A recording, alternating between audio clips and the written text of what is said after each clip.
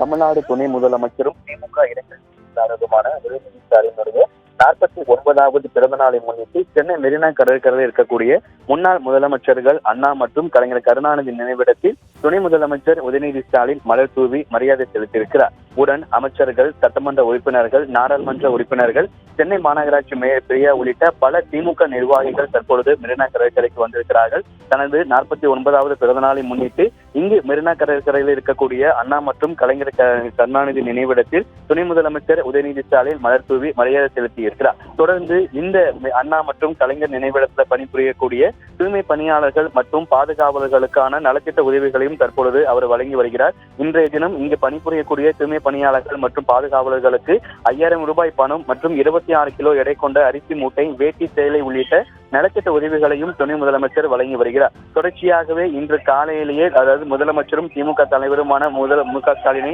துணை முதலமைச்சர் சந்தித்து வாழ்த்து பெற்றிருந்த நிலையில தற்பொழுது மெரினா கடற்கரைக்கு வந்து அண்ணா மற்றும் கலைஞர் நினைவிடத்தில் அவர் தற்பொழுது மரியாதை செலுத்தியிருக்கிறார். தொடர்ந்து வேப்பேரியில் இருக்கக்கூடிய பெரியார் நினைவிடம் செல்லக்கூடிய துணை முதலமைச்சர் அங்கு நடைபெறக்கூடிய நலத்திட்ட விழாக்களையும் பங்கேற்று நலத்திட்ட உதவிகளையும் வழங்கியிருக்கிறார். அதற்கு பிறகாக குறிஞ்சி இல்லம் செல்லும் அங்கு அவர் பல்வேறு மாவட்டங்களிலிருந்து வந்திருக்கக்கூடிய தொண்டர்களையும் சந்திக்க இருக்கிறார். ஏற்கனவே இந்த தனது பிறந்தநாள் விழாவை கொண்டாட வேண்டாம், வெல்வம் 200, படைப்பும் வரலாறு, திராவிட மாடல் ஆட்சி தொடரும் என்ற வெற்றி செய்தியை உறுதி செய்யும் வகையில் பணியாற்றுவதே நான் உங்களிடம் எதிர்பார்க்கும் பிறந்தநாள் பரிசு என ஏற்கனவே துணை முதலமைச்சர் உதயநிதி ஸ்டாலின் அறிக்கை வெளியிட்டிருந்த நிலையில தனது 49வது பிறந்த நாளை முன்னிட்டு மெரினா கடற்கரையில் இருக்கக்கூடிய கலைஞர் மற்றும் அண்ணா நினைவிடத்தில் துணை முதலமைச்சர் உதயநிதி ஸ்டாலின் மலர் தூவி மரியாதை செலுத்தியிருக்கிறார். தொடர்ந்து இங்கு பணிபுரியக்கூடிய தூய்மை பணியாளர்கள் மற்றும் பாதுகாவலர்களுக்கான நலத்திட்ட உதவிகளையும் அவர் வழங்கி இருக்கிறார்.